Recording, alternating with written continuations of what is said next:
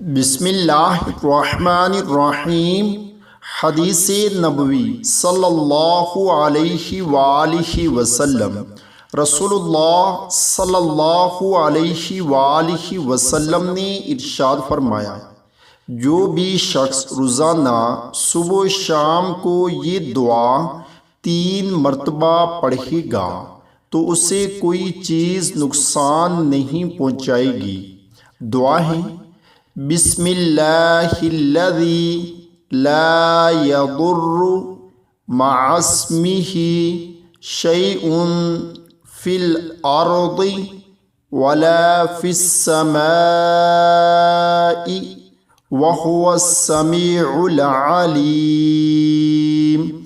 صبح و شام یہ دعا 3 مرتبہ پڑھیں۔ اللہ تعالی ہم سب کو بھی اس پر عمل کرنے کی توفیق عطا فرمائے، آمین۔